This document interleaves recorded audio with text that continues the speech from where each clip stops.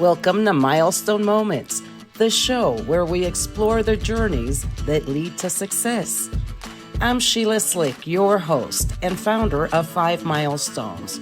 In every episode, we will bring you insights from the minds of entrepreneurs, leaders, and experts who will share not just their expertise, but the milestone moments that have reshaped their journeys and led to significant achievements. So if you're looking for motivation, you're in the right place. Subscribe now and discover the milestones that mark the path to success. Welcome to another episode of Milestone Moments in Business and Leadership. I'm your host, Sheila Slick, and today my special guest is Liz Weber. Liz has been named one of 2025 top global gurus for leadership, along with Simon Sinek and John Maxwell. When Liz Weber talks, her clients listen. Liz is also an advisor to boards, to owners, and C-suite teams. She's a leadership, strategic, and succession planning consultant, author, and speaker. Liz helps her clients focus on the right things at the right time to get the right impact. And as a result, they enhance performance, profits, and their workplace culture. Welcome to the show, Liz. Thank you, Steele. I'm really happy to talk with you today. That's a very impressive background. I always love to ask, how did you get to doing what you do today? What was that pivotal moment that led you to this? Well, Sheila, I think you and your listeners would all like to have that magic bullet, that straight line, but as we all know, it kind of winds. And I first heard about being a consultant in my capstone course in my graduate school. Um, I'd been getting my degree in international business. I thought I wanted to be a commodities broker. And my capstone course was taught by a man named Jim Farrell, and he was this thing called a consultant. And I had never heard of that as a career possibility. But he was not a professor, he was not a PhD, he was a businessman. And when he explained what he did by working with his clients on all aspects of business that I had been studying, whether it was marketing, accounting, and finance, administration, logistics, production, personnel, he had to know a little bit about all of it to advise his clients. And it was in listening to him and hearing what he was dealing with in the real world versus the theory that was in the books. He was taking the theory and applying it, and sometimes twisting the theory to make it work for his clients. And in listening to him and in that class, it just resonated with me so much that, I think it's something that if I can share with the listeners is pay attention to those moments when it just feels right, and you don't know what to do with it yet, but it just feels right.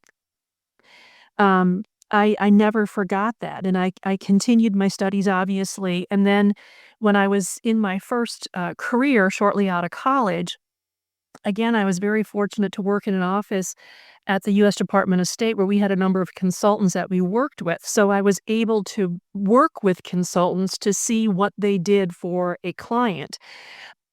And I was very fortunate in that a couple of the consultants that I work with were actually attorneys and work for an attorney practice as well. And I asked them, I said, I want to do what you do someday. And they basically very nicely, but kind of patted me on the head and was like, well, that's great, but you're only 24. You really don't have enough experience yet. Get some experience and get some kicks in the gut so you can understand what your clients who are going to be business owners or who are managers that have to deal with some of the challenges that they have to deal with. So when you speak to them, you can speak from a position of empathy and not theory. And that really resonated with me. So I worked in that position for about 9 years, and then I started my own company, and I started a training company because, again, one of those impact points for my job, I was attending one of those Fred Pryor or national seminar type workshops that were out there. And I remember sitting in that workshop thinking, I could do this. I was an adjunct professor at a college at the time too, and I was like, I could do this. I already do this partly for my job. And so that's where I got the idea of starting my training company. But in the back of my head, I still wanted to do this thing called a consultant. But through my training company and working with managers doing supervisory and mid-level management training, I was fortunate in that I was in a position in the training room where the managers would share their experiences on the job. What was working? What wasn't working? Senior management wasn't hearing this. Frontline employees weren't doing that. And I was, of my own volition, um, I guess, confident enough that I would put their concerns together and I would share them up the chain to say, "This is what I'm hearing in the training room. You might want to consider X." And without realizing it, I was giving them advice. And so my training clients started becoming my consulting clients because I was getting the information from their managers. I was putting it together in a way that made sense to senior management. And I became one of those situations, Sheila, where mid-level managers were going, "Well, that's what we've been trying to tell them all this time, and then you come in and you tell them and they pay attention." Well, ding, ding, ding. Yes, that's true, but I was also packaging the information in a way that made sense to people further up the chain. I love that story, and I cut myself almost with the ageism, contradicting myself. Well, how can you be a consultant right out of college? I didn't know about consulting when I studied either. So in my mind, a consultant is someone that has enough, knowledge, but also experience where you're coming in to solve a particular problem and share that advice. And so I absolutely love that. You made me think outside of my own box. You can have that thought even at a really, really early stage in your career. So, today, what is the most pressing challenge that is facing these people that you're either consulting or training? You know, it's really interesting because even as crazy as things are for so many people right now, a fundamental problem that has been a through line in my 30-something years of doing this is really helping people understand what their jobs are. Now, that sounds really very basic, but what I mean, Sheila, is if your title is XYZ manager or XYZ manager of this department, what are you really supposed to be doing as that manager? How much of the hands-on work are you supposed to be doing given the staffing that you have, given the technical changes, given the new product that you're supposed to be rolling out?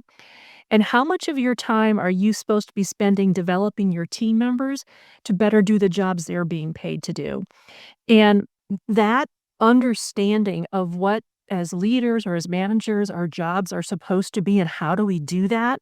And then how do we communicate to those we're responsible for what their jobs are and how many of them need to more fully do the work that is part of their position responsibility that for years as managers it's just been easier to give it to Sheila because 'cause she'll just do it and not complain. And meanwhile, we have Rhoda over here who's a great person, a lovely person, but let's be honest, is really doing about 75% of the work, and we've got Sheila doing 125% of the work. So it's a matter of really being fair to people and developing people to their full potential and not just making it easy on ourselves and overloading some of our really hard performers. So, what would be one insight or a takeaway that someone listening to you today could do if they can recognize that they're that person that's doing more of that work, that 75% that you mentioned? Well, it's one of the things of look at the position you're hired to do and you're being paid to do. And when you look at the position responsibilities, ask yourself or ask your team on a scale of, 1 to 10, how competent are you to independently and competently do that work by yourself? And you can kind of assess that. The other way to look at it is just simply look at your to-do list or what you've been working on.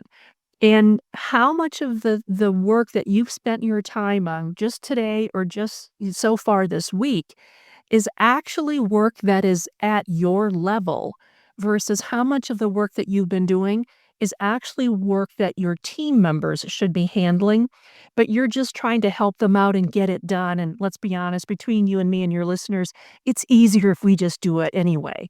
So, that type of mentality, by default, we're not allowing them to grow into those responsibilities because we think we're being nice, but we're actually inhibiting their growth and we're keeping more work on ourselves.